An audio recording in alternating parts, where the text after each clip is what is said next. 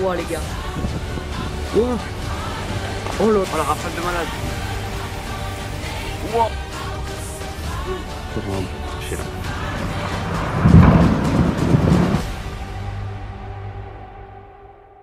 Eh bien, bonjour à toutes et à tous, c'est Météo37, j'espère que vous allez bien en tout cas.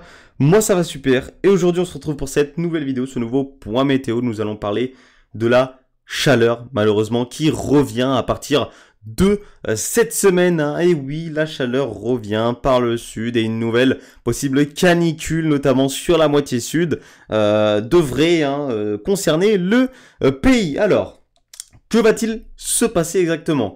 Eh bien, on a un petit Talweg qui va se mettre en place sur l'Atlantique et qui va, en aval, nous faire remonter de la chaleur venue d'Espagne. Donc, concrètement, à partir du 1er août, c'est d'abord les régions du sud qui seront concernées, donc entre le sud de l'Aquitaine, l'Occitanie et la Côte d'Azur. C'est là donc qu'on a le plus gros risque finalement d'atteindre les seuils de canicule.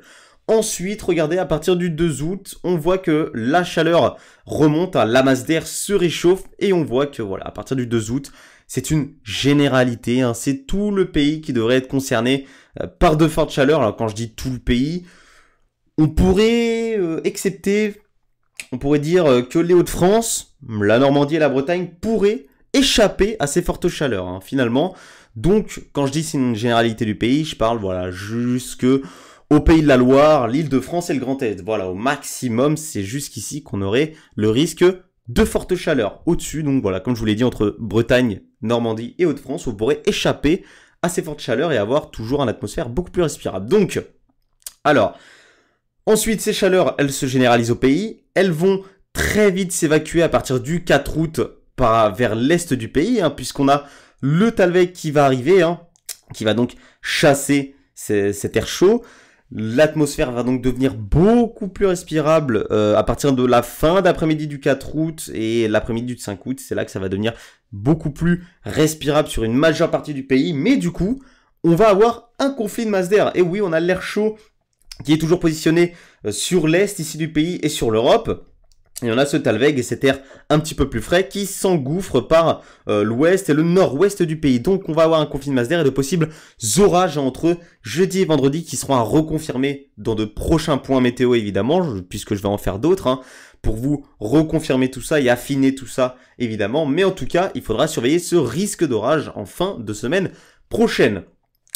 Tout d'abord, donc on va rester focus pour l'instant sur ce risque de chaleur. C'est pour ça que dans les prochains points météo, entre demain et dimanche et même le début de semaine prochaine peut-être, je vais seulement rester sur les chaleurs où j'irai un petit peu plus dans les détails, voilà, au niveau des températures, etc., au niveau de la durée.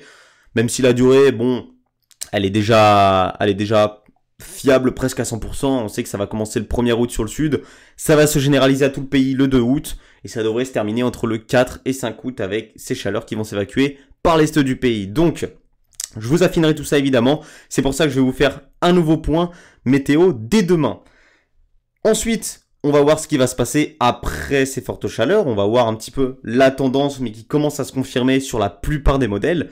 Eh bien, ce serait l'arrivée de l'anticyclone qui se positionnerait sur le Royaume-Uni et qui nous ferait passer dans un flux beaucoup plus continental, comme vous le voyez. Et donc, des températures beaucoup plus respirables pour la deuxième semaine d'août, mais par contre, un temps toujours aussi sec, toujours avec ces pluies qui nous manquent, cette pluviométrie extrêmement basse sur le pays, puisque de toute façon, on bat des records de sécheresse actuellement et on va continuer à en battre pour ce mois d'août.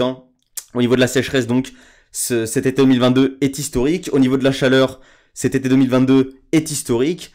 Au niveau des canicules, eh bien, on a une troisième canicule et c'est le premier été depuis le début des relevés météorologiques où il y a 3 canicules. Donc cet été 2022 va rester dans l'histoire malheureusement, puisque voilà, on voit que la nature souffre et qu'on manque énormément d'eau surtout et que la chaleur commence vraiment à nous pomper l'air. On va pas se mentir, la chaleur ça commence vraiment à nous pomper l'air et on voit qu'on est en manque d'orage, etc. depuis le mois de juillet. Malheureusement avec donc cette sécheresse qui continue à s'aggraver. Donc on se retrouve ce week-end dès demain pour un nouveau point météo. Je vais affiner un petit peu tout ça et rentrer peut-être un petit peu plus dans les détails. Tout dépendra aussi des nouvelles actualisations. Donc on se retrouve demain pour un nouveau point météo. Merci à tous d'avoir suivi. C'était Météo 37.